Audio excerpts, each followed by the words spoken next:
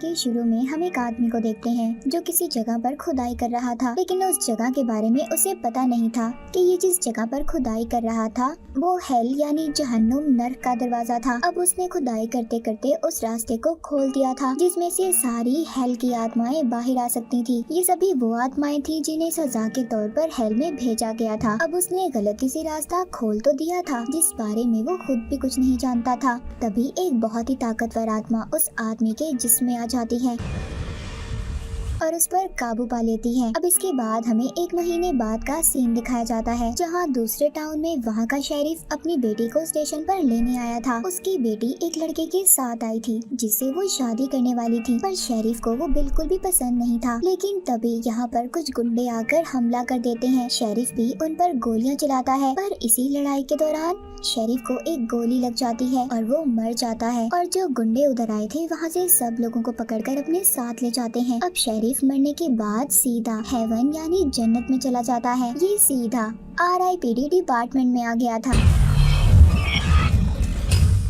Rest in peace department में। यहाँ पर आते ही शेरिफ की मुलाकात इधर की हेड से होती है। उस हेड ने शेरिफ की पूरी फाइल पढ़ ली थी, जिसके बाद वो इसको नौकरी देने का कहती है। अब दरअसल बात यहाँ पर ये थी कि उस लड़की ने शेरिफ की फाइल में ये पढ़ा था कि उसने दुनिया में बहुत अच्छे काम किए और लोगों को भी बचाया, इसीलिए तो शेरिफ को सीधा हेवन में भेजा गया था। इधर सिर्फ अच्छी आत्माओं को ही भेजा जाता था। अब हेड शेरिफ को बताती है किसी वजह से जमीन पर 1 महीने पहले हेल का दरवाजा खुल गया था और वहाँ की सारी आत्माएं जमीन पर आ गईं। लोगों के अंदर जाकर उन पर काबू पा लेती हैं, उनको अपने तरीके से चलाती हैं और तुम्हारा काम ये है कि तुमने दुनिया में दोबारा से जमीन पर जाकर सब आत्माओं को पकड़कर हेल में वापस भेजना है। ये सब बातें सुनकर शेरिफ बहुत खुश होता है। वो भी दोबारा से दुनिया में जाकर अपनी बेटी से मिलना चाहता था और खुशी खुशी हाँ कर देता है। वो इतना खुश था कि कॉन्ट्रैक्ट को भी नहीं पढ़ता और साइन कर देता है। अब इस काम के लिए हेड उसको खास किस्म की गन भी देती है जिनसे वो जमीन पर आने वाली आत्माओं को मार सकता था। वो हेड बताती है कि तुम इस गन को किसी भी आत्मा पर चलाओगे वो सीधा हेल में पहुंच जाएगी। अब जिसके बाद शेरिफ को दुनिया में जमीन पर भेज दिया जाता है। अब वो आते ही वहाँ पर एक लड़की से मिलता है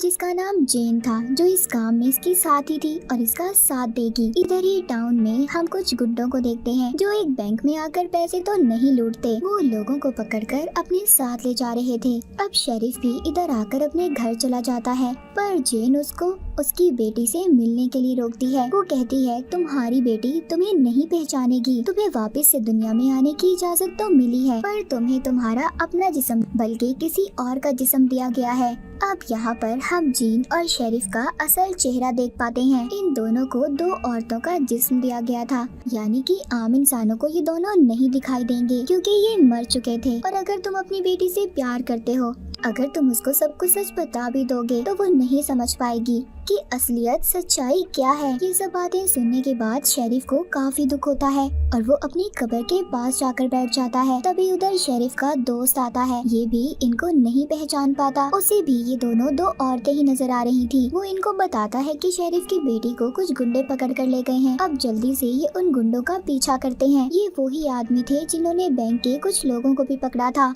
ये दोनों उनको पकड़ने का प्लान करते हैं। जीन उनके सामने जाकर बताती है कि मेरी बहन एक पहाड़ी से गिर गई है। जैसे हमें पता है कि ये दोनों औरत के रूप में नजर आते हैं। वो कहती है उसे काफी ज्यादा चोट लगी है, उसे मदद की जरूरत है। पहले तो वो मदद करने से मना कर देते हैं। जब जेन उनको पैसों का लालच देती है, अब उनके 2 आदमी मदद के लिए आते हैं, जहाँ पर जेन की बहन यानी कि शेरिफ नीचे गिरने का नाटक करता है। लेकिन अचानक से ये लोग उन्हें बहुत मारते हैं और उनका पीछा करते हुए वहाँ तक पहुँच जाते हैं जहाँ पर सब लोगों को पिंजरे में कैद करके रखा गया था, मगर उस पिंजरे को खोलना काफी ज्यादा मुश्किल हो रहा था। तभी उधर जेन को एक आइडिया आता है। उसके पास जादुई पानी था, वो एक आदमी के ऊपर फेंक देती है। दरअसल उस आदमी के सीने पर गोल निशान था। ये उन लोगों के जिस्म पर होता था जिनके अंदर हेल की आत्मा होती थी, इसीलिए जेन ने उस आदमी पर पानी फेंका था। अब जैसे ही ये पानी उसके ऊपर फेंकती है, उसके अंदर की आत्मा बाहर निकलकर पूरे पिंजरे में फैल जाती है, जिस वजह से पिंजरा टूट जाता है और सभी बाहर आ जाते हैं।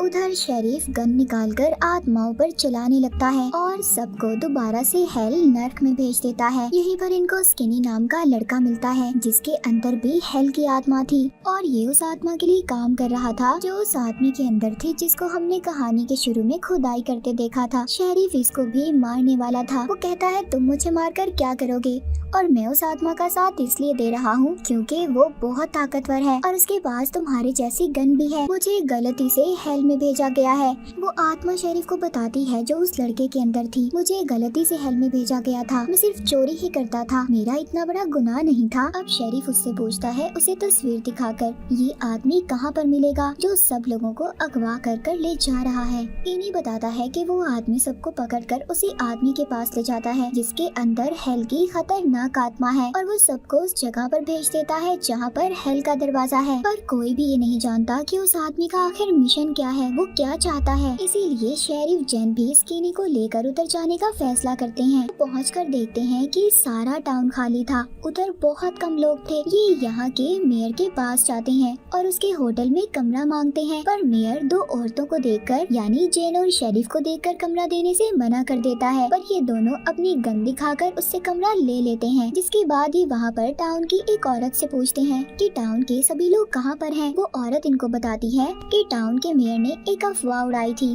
कि पास ही एक गुफा में खुदाई करने पर बहुत सारा सोना मिलेगा, जिस वजह से लालच में सब लोग उधर चले गए और वापस नहीं आए। ये सोचते हैं कि हमें भी उस जगह पर जाकर देखना चाहिए कि आखिर बात क्या है। ये स्किनी को बांध कर चले जाते हैं क्योंकि अभी तक इनको इस पर भरोसा नहीं था। अब जाते हुए रास्ते में इन्हें एक आदमी मिलता है जिसने मास्क लगाया हुआ था। वो बताता है टाउन में हेल का दरवाजा खुलने की वजह से वहाँ की गैस टाउन में फैलती जा रही है। ये आदमी दरअसल यहाँ का मेयर ही था जिसने मास्क लगाया हुआ था। वो कहता है मैं भी उस आदमी के पास गया था, जब से इसने ये मास्क लिया था ये भी उस आदमी के कंट्रोल में था। इसने ही ये अफवाह फैलाई थी कि पूरे टाउन में उधर गुफा में बहुत सोना है। तभी उधर उस आदमी के कुछ लोग आ जाते हैं जिस आदमी के अंदर खतरनाक आत्मा थी। ये सब इनको पकड़कर जेल में बंद कर देते हैं। अब यहाँ पर इनसे एक लड़की मिलने आती है। ये लड़की भी RIPD की एजेंट ही थी, लेकिन ये लड़की वहाँ के हथियारों को चुराकर जमीन पर ही छुप कर रह रही थी। जेन को इस लड़की पर बहुत गुस्सा था क्योंकि इसी की वजह से सारे हथियार उस खतरनाक आत्मा के पास भी थे जो उस आदमी के अंदर थी और यही वजह थी वो सबको हरा रहा था। अब उस लड़की के जाने के बाद जेन बहुत सोचती है। उसको उस आदमी का प्लान समझ आ जाता है। कहती है जब चांद पूरी तरह से लाल हो जाएगा तो वो आत्मा जो उस आदमी के अंदर है हेल के दरवाजे को खत्म कर देना चाहती है ताकि सारी आत्माएं दुनिया में आ जाएं और हेल का रास्ता हमेशा के लिए खुल जाए। और अगर ऐसा हुआ सारी आत्माएं जमीन पर आई, हर जगह उनका कब्जा होगा और फिर वो खतरनाक आत्माएं राज करेंगी, सब इंसान मिट जाएंगे।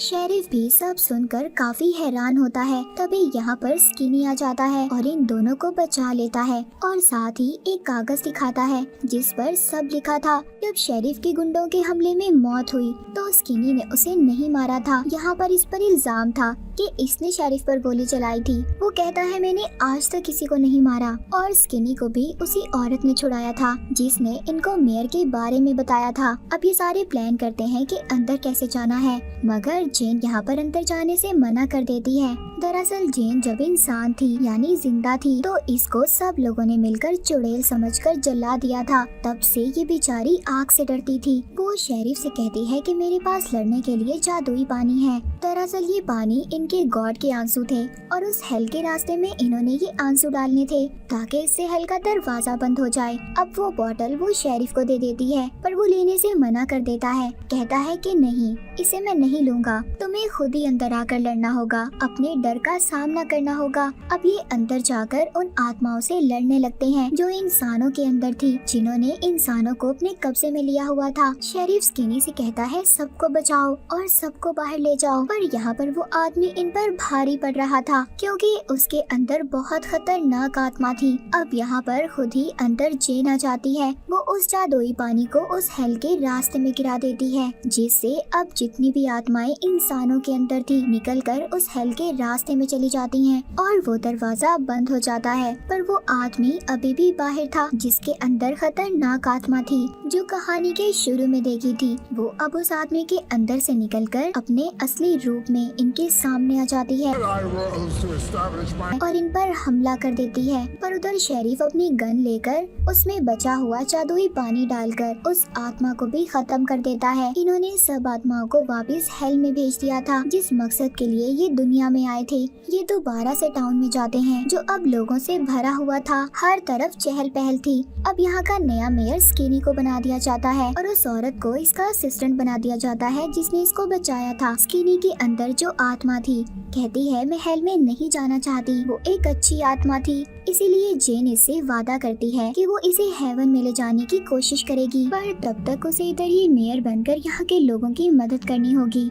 मूवी के आखिर में हम देखते हैं जेन और शेरिफ मिलकर शेरिफ की बेटी की शादी में जाते हैं जो अभी भी उन औरतों के रूप में ही थे। ये अपनी बेटी को बताने की कोशिश करता है कि वो उसके डैड हैं, पर वो कुछ समझ नहीं पाती। अब वो अपनी बेटी को गले लगाकर अच्छी दुआएं देकर चली जाती है, यानी कि शेरिफ अब चला गया था। वो जेन से कहता है कि मैं वापस RIPD जाकर आराम करूंगा, मैं वापस जाकर सुकून से रहूंगा हेवन में। तभी जेन हंसती है, कहती है लगता है तुमने सही तरह कॉन्ट्रैक्ट नहीं पढ़ा, तुम्हें अब इस दुनिया में रहकर 100 सालों तक RIPD का काम करना होगा, तुम आराम नहीं कर सकते। और इसी के साथ ये मूवी यहीं पर खत्म हो